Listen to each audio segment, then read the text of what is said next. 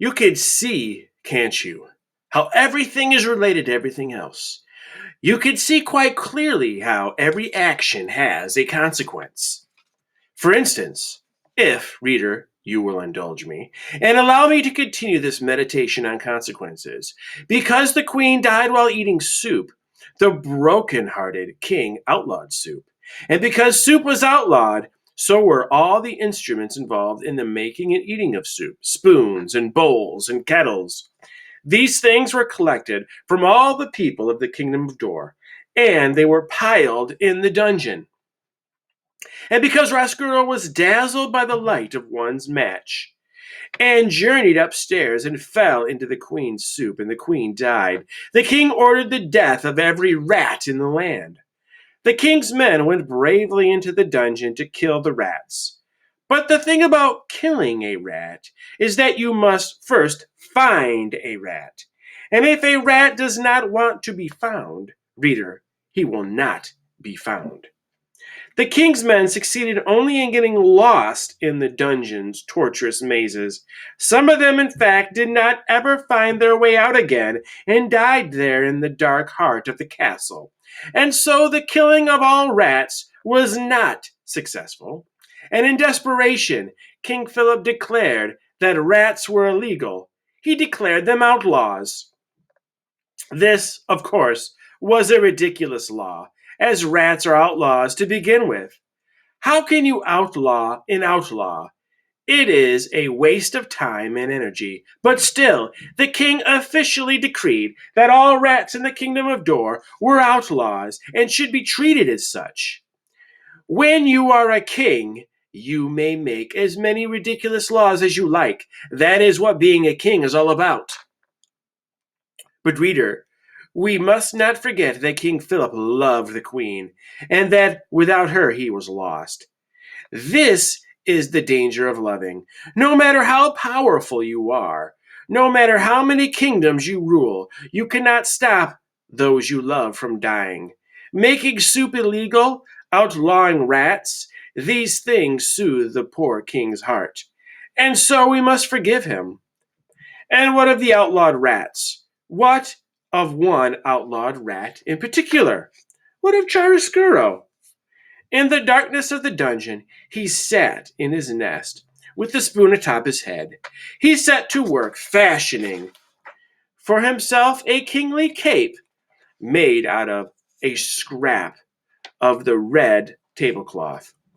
And as he worked, one old one-eared Botticelli Romorso sat next to him, swinging his locket back and forth, saying, "You see what comes from a rat going upstairs. I hope that you have learned your lesson. Your job in this world is to make others suffer." "Yes," muttered Roscuro. "Yes, that is exactly what I intend to do. I will make the princess suffer for how she looked at me." And as Roscuro worked and planned, the jailer Gregory held tight to his rope and made his own way through the darkness. And in a dank cell, the prisoner, who had once had a red tablecloth and now had nothing, spent his days and nights weeping quietly. High above the dungeon, upstairs in the castle, a small mouse stood alone one evening as his brothers and sisters sniffed for crumbs. He stood with his head cocked to one side, listening to a sweet sound he did not yet have a name for. There would be consequences of the mouse's love for music. You, reader, know already some of those consequences. Because of the music, the mouse would find his way to a princess. He would fall in love.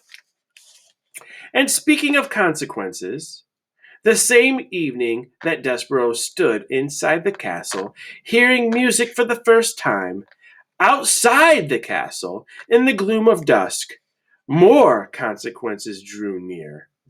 A wagon driven by a king's soldier and piled high with spoons and bowls and kettles was making its way to the castle. And beside the soldier there sat a young girl with ears that looked like nothing as much as pieces of cauliflower stuck on either side of her head. The girl's name, reader, was Miggery Sow, and though she did not yet know it, she would be instrumental in helping the rat work his revenge. End of the second book. Book the third, Gore, the Tale of Miggery Sow. Chapter 24. A handful of cigarettes, a red tablecloth, and a hen. Again, reader, we must go backward before we can go forward. With that said, here begins a short history of the life and times of Miggery Sow, a girl born into this world many years before the mouse Despereaux and the rat Chiaroscuro. A girl born far from the castle, a girl named for her father's favorite prize-winning pig. Miggery Sow was 6 years old when her mother, holding on to Mig's hand and staring directly into Mig's eyes, died. "Ma," said Mig, "Ma, couldn't you stay here with me?" "Oh," said her mother, "who is that? Who is that holding my hand?" "It's me, Ma, Miggery Sow."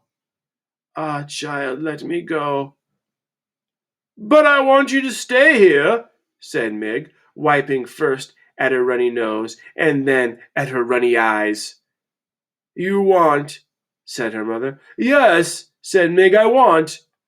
"Ah, child, and what does it matter what you are wanting?" said her mother. She squeezed Mig's hand once, twice, and then she died, leaving Mig alone with her father, who, on a market day in the spring, soon after his wife's death, sold his daughter into service for a handful of cigarettes, a red tablecloth, and a hen.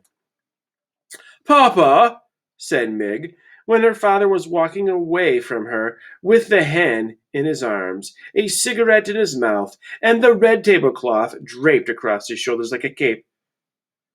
"Go on, Mig," he said. "You belong to that man now."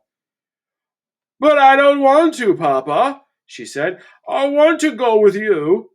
She took hold of the red tablecloth and tugged on it. "Lord, child," her father said, "and who is asking you what you want? Go on now."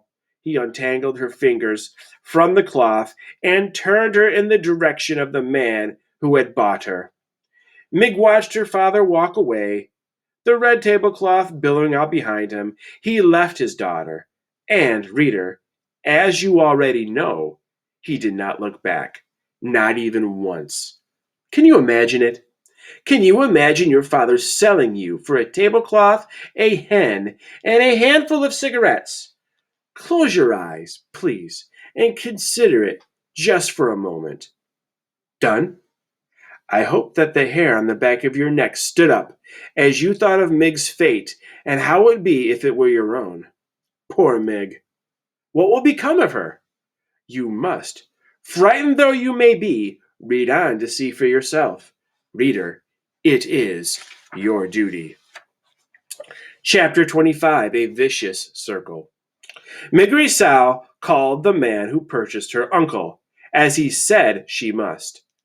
And also, as he said she must, Mig tended Uncle's sheep and cooked Uncle's food and scrubbed Uncle's kettle. She did all of this without a word of thanks or praise from the man himself. Another unfortunate fact of life with Uncle was that he very much liked giving Mig what he referred to as a good clout to the ear. In fairness to Uncle, it must be reported that he did not always inquire whether or not Mig was interested in receiving the clout. Their daily exchanges went something like this. "Uncle, I thought I told you to clean the kettle." "I did clean it, Uncle. I cleaned it good." "That's filthy. You'll have to be punished, won't you?" Mig. "Go, Uncle, I cleaned the kettle." Uncle.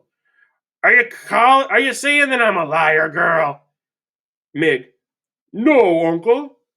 Uncle. "Do you want a good clout to the ear, then?" Mig. "No, thank you, Uncle. Uncle, I don't." Alas, Uncle seemed to be entirely unconcerned with what Mig wanted, as her mother and father had been. The discussed clout to the ear was always delivered, I am afraid, with a great deal of enthusiasm on Uncle's part, and received with absolutely no enthusiasm at all on the part of Mig. These clouts were alarmingly frequent, and Uncle was scrupulously fair in paying attention to both the right and the left side of Miggery Sow. So it was that after a time, the young Mig's ears came to resemble not so much ears as pieces of cauliflower stuck to either side of her head. And they became about as useful to her as pieces of cauliflower. That is to say, that they all but ceased their functioning as ears. Words for Mig lost their sharp edges. And then they lost their edges altogether and became blurry, blankety things that she had a great deal of trouble making any sense out of at all. The less Mig heard, the less she understood. The less she understood, the more things she did wrong. And the more things she did wrong, the more clouts to the ear she received, and the less she heard.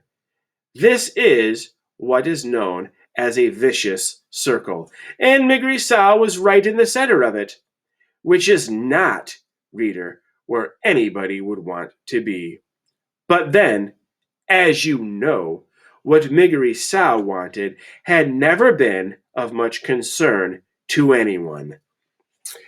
So we're going to see how Miggery Sow connects to Despereaux and Roscuro here pretty soon.